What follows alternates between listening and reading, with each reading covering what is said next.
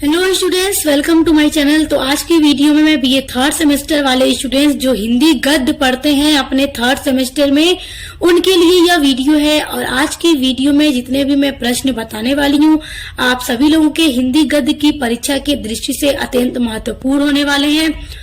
तो इसलिए सभी प्रश्नों को बहुत ध्यान से देखिएगा और उन सभी को याद कर लीजिएगा। और इसके अलावा स्टूडेंट्स, आपके हिंदी गद्य का सिलेबस मैंने अपलोड कर दिया था और साथ ही साथ आपकी क्लास भी स्टार्ट कर दी थी और मैंने आपका लगभग सिलेबस कंप्लीट करा रखा है। कुछ कुछ चीजें बाकी है, करा दूंगी। तो प्लेलिस्ट की लिंक मैंने बना दी है और आज के वीडियो में मैं जितने भी प्रश्न आपको बताऊंगी तो साथ ही साथ उन सभी के उत्तर भी आपको बताऊंगी ताकि आप अच्छे से याद कर सकें। तो चलिए वीडियो स्टार्ट करते हैं। तो देखिए, आपका पहला क्वेश्चन है, हिंदी के किसी प्रसिद्ध भेंट वार्ताकार तथा उसके द्वारा लिखित एक भेंट वार्ता का नाम लिखिए। तो राजेंद्र यादव, जिन्होंने लिखा है चेखव एक इंटरव्यू। तो बहुत महत्वपूर्ण प्रश्न है, वेरी शॉर्ट में पूछता है। अगला देखिए, निम्नलिखित पत्रिकाओं के संपादकों के नाम लिखिए। पत्रिका दे देगा एग्जाम में, पहला पत्रिका क्या देगा, मर्यादा, और दूसरी ब्राह्मण। तो अब देखिए कि दो पत्रिकाएं हैं, एग्जाम में इस तरह से अलग अलग पत्रिकाओं के नाम दे देगा और पूछ देगा कि इन पत्रिकाओं के संपादक कौन है, उनका नाम लिखिए। तो मर्यादा पत्रिका के संपादक है कृष्णकांत मालवीय और ब्राह्मण पत्रिका के संपादक है प्रताप नारायण मिश्र। तो अब देखिए, अगला प्रश्न है, इंदुमती तथा उसने कहा था कहानियों के लेखक के नाम बताइए। देखिए, कहानी भी दे देगी और पूछ देगा आप इंदुमती कहानी के लेखक कौन है। तो जयशंकर प्रसाद हैं और उसने कहा था ये कहानी है, तो इसके लेखक कौन है, इसके लेखक हैं चंद्रधर शर्मा गुलेरी। तो याद रखिएगा, यही सारे पूछते हैं वेरी शॉर्ट में। और इससे पहले भी मैंने आपकी एक हिंदी गद्य की वीडियो अपलोड कर दी हुई है, important very short question answer की। तो उसकी लिंक डिस्क्रिप्शन बॉक्स में दे दूंगी, आप इसके बाद उस वीडियो को भी वॉच कर लीजिएगा, बहुत इंपॉर्टेंट है। अब देखिए, अगला है, यात्रा वृत्त किसे कहते हैं, किन्हीं दो यात्रा वृत्त लेखकों का उल्लेख कीजिए। तो यात्रा वृत्त क्या है यात्रा वृत्त? देखिए, पूछता है वेरी शॉर्ट में, जब लेखक अपने जीवन की अविस्मरणीय यात्राओं का विवरण आत्मकथात्मक शैली में प्रस्तुत करता है तो वह यात्रा साहित्य की सृष्टि करता है। यानी लेखक अगर कहीं पर घूमने गया हो और फिर उनकी यात्राओं की खुद से पूरा उसका वर्णन करता है, उसको लिखता है, तो यात्रा वृत्त है। और देखिए, दो यात्रा वृत्त के लेखक एक राहुल सांस्कृत्यायन है और एक अज्ञ जी हैं। इन्होंने यात्रा वृत्त को लिखा है। अब देखिए, अगला है, आत्मकथा और संस्मरण में अंतर स्पष्ट कीजिए।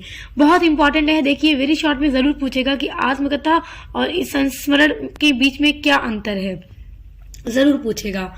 देखिए, इनके बीच में अंतर है। देखिए, आत्मकथा है, आत्मकथा क्या है, ये लेखक द्वारा स्वयं लिखी जाती है। जो आत्मकथा होती है, इसमें बीती हुई घटनाओं को क्रमबद्ध रूप से स्मृति के आधार पर प्रस्तुत किया जाता है।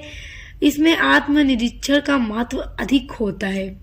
और जो संस्मरण है, वो इसमें लेखक विशिष्ट व्यक्तियों, घटनाओं या दृश्यों का स्मृति के आधार पर शब्दांकन करता है। इसे लिखते समय लेखक तटस्थ नहीं रह पाता। यानी कि इसमें व्यक्ति किसी भी विशिष्ट, इसमें लेखक क्या करता है, किसी भी विशिष्ट व्यक्ति या किसी घटना या किसी भी दृश्य की याद यानी स्मृति के आधार पर, यादों के आधार पर पूरा उसको लिखता है। और आत्मकथा लेखक अपनी स्वयं की जीवनी को, अपनी बीती हुई घटनाओं को पूरे क्रमबद्ध रूप में लिखता है, एकदम सीक्वेंस में लिखता है, तो वो आत्मकथा होती है। तो यही इनके बीच में एक डिफरेंस है। अब देखिए, हिंदी की किन्हीं दो महत्वपूर्ण जीवनियों और उनके लेखकों का नाम लिखिए।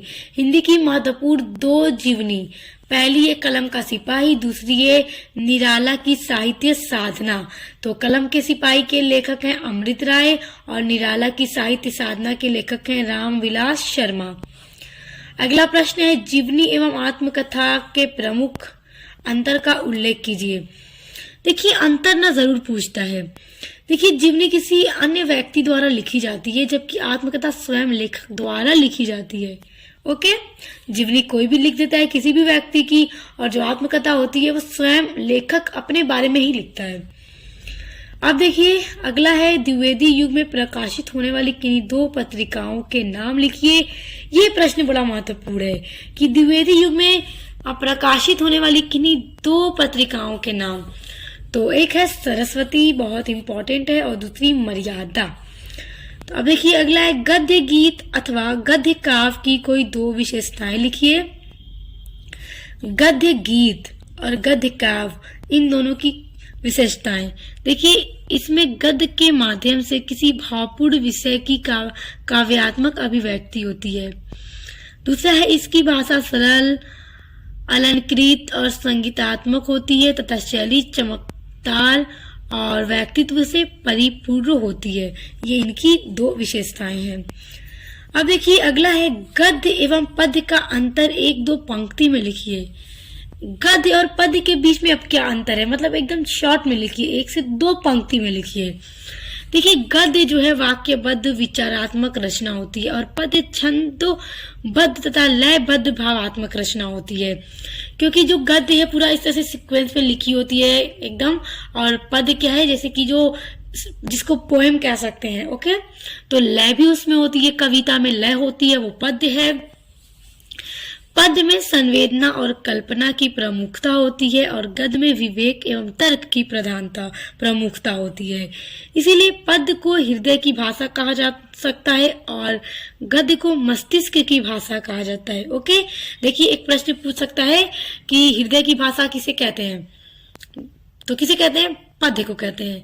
और मस्तिष्क की भाषा, तो मस्तिष्क की भाषा गद्य को कहते हैं। तो यहाँ से भी आपके छोटे छोटे क्वेश्चन बनते हैं और बड़े इंपॉर्टेंट हैं, जिनके ऑब्जेक्टिव्स टाइप होते हैं ना पेपर, उनके लिए सारा बहुत इंपॉर्टेंट है। अब देखिए अगला है प्रेमचंद्र की 4 कहानियों के नाम लिखिए। तो पहली है ईदगाह, दूसरी है पंच परमेश्वर, तीसरी है कफन, चौथा है सवा सेर गेहूं। ये प्रेमचंद्र की बहुत ही प्रसिद्ध कहानियां हैं। अब देखिए अगला बड़ा महत्वपूर्ण प्रश्न है कि उपन्यास के कौन कौन से तत्व होते हैं। देखिए उपन्यास में कौन कौन से तत्व शामिल होते हैं। पहला कथा वस्तु, दूसरा पात्र एवं चरित्र चित्रण, मतलब कि पहले कथा वस्तु होगी कि किस तरह की स्टोरी होगी, क्या मतलब उसमें कहानी होगी। दूसरा पात्र एवं चरित्र चित्रण की क्या कैरेक्टर उसमें होंगे, संवाद। फिर उसके बाद भाषा शैली, उसके बाद देश काल एवं वातावरण, उसके बाद उद्देश्य क्या होगा। ओके, ये 6 उपन्यास के तत्व बहुत इंपॉर्टेंट हैं। अगला है छायावादी युग के किन्हीं 2 नाटकों के नाम लिखिए। तो पहला नाटक है चंद्रगुप्त, जिसको लिखा है जयशंकर प्रसाद ने, और दूसरा नाटक है रक्षाबंधन, जिसको लिखा है हरिकृष्ण प्रेमी ने। अब देखिए अगला है निम्नलिखित पत्रिकाओं के संपादकों के नाम लिखिए। ब्राह्मण या नया जीवन, ये दोनों पत्रिका है। अब इन दोनों पत्रिकाओं के संपादक कौन है, तो ब्राह्मण के संपादक है पंडित प्रताप नारायण मिश्र, और नया जीवन के पत्रिका के संपादक हैं कन्हैयालाल मिश्र प्रभाकर। तो याद रखिएगा, पत्रिकाओं के संपादक के नाम जरूर पूछते हैं एग्जाम में। अगला प्रश्न देखिए, हिंदी के 2 जीवनी लेखकों का नाम लिखिए। तो हिंदी के कौन से लेखक है जो जीवनी लिखते हैं, तो जैनेन्द्र कुमार, और दूसरे हैं विष्णु प्रभाकर। तो याद रखिएगा, बड़ा महत्वपूर्ण प्रश्न है। अगला देखिए, निम्नलिखित लेखकों की एक एक प्रसिद्ध गद्य रचना का नाम लिखिए। देखिए एग्जाम में इस तरह से प्रश्न देकर और जो गद्य लेखक हैं उनका नाम दे देगा। देखिए नाम दे रहा है ना राजेंद्र यादव, और दूसरा नाम दे रहा है धीरेन्द्र वर्मा। तो अब उनकी एक प्रसिद्ध गद्य रचना को लिखना है, तो याद होगा तभी तो लिखेंगे। तो देखिए याद कीजिए, राजेंद्र यादव की है चेखव एक इंटरव्यू, और धीरेन्द्र वर्मा ने लिखी है मेरी कॉलेज की डायरी। अब देखिए अगला है निम्नलिखित लेखकों की एक एक प्रसिद्ध गद्य रचना का नाम लिखिए। देखिए प्रश्न वही सेम है, बस लेखकों के नाम बदल दिए। पहला महादेवी वर्मा, दूसरे लक्ष्मी चंद्र जैन। तो महादेवी वर्मा की कोई एक प्रसिद्ध गद्य रचना जैसे कि अतीत के चलचित्र, और लक्ष्मी चंद्र जैन की भगवान महावीर एक इंटरव्यू। अब देखिए अगला प्रश्न है, निम्नलिखित लेखकों की एक एक प्रसिद्ध गद्य रचना का नाम लिखिए। देखिए यहाँ पर भी वही प्रश्न है, बस अलग अलग राइटर्स का है, अलग अलग राइटर्स के आपको याद करने होंगे। तो भारतेंदु हरिश्चंद्र और राहुल सांस्कृत्यायन की एक गद्य रचना, तो भारतेंदु हरिश्चंद्र की भारत दुर्दशा बहुत ही प्रसिद्ध गद्य रचना है। और राहुल सांस्कृत्यायन की मेरी जीवन यात्रा। अब देखिए अगला है निम्नलिखित लेखकों की एक एक रचना का नाम लिखिए। तो महावीर प्रसाद द्विवेदी और मोहन राकेश। अब इनका याद रखिए, महावीर प्रसाद द्विवेदी की विचार विमर्श और मोहन राकेश की आषाढ़ एक दिन। अब देखिए अगला है द्विवेदी युग की सर्वप्रथम पत्रिका और उसके संपादक का नाम लिखिए। तो द्विवेदी युग की जो सर्वप्रथम पत्रिका थी वो सरस्वती थी और उसके संपादक थे आचार्य महावीर प्रसाद द्विवेदी और इन्हीं के नाम पर द्विवेदी युग का नाम पड़ा है। तो याद रखिएगा, बहुत इंपॉर्टेंट ये क्वेश्चन है। और स्टूडेंट्स इसके अलावा अगर आप अपने बीए थर्ड सेमेस्टर में इंग्लिश लिटरेचर पढ़ते हैं या सोशियोलॉजी पढ़ते हैं या मेडिवल हिस्ट्री पढ़ते हैं तो उन सभी के भी सब्जेक्ट के लगातार मॉडल पेपर और इम्पॉर्टेंट क्वेश्चन आंसर की वीडियोस और एमसीक्यू वीडियोस अपलोड कर रही हूँ, तो उसके लिए भी चैनल पर विजिट कीजिएगा। अब मिलते हैं नेक्स्ट वीडियो के साथ।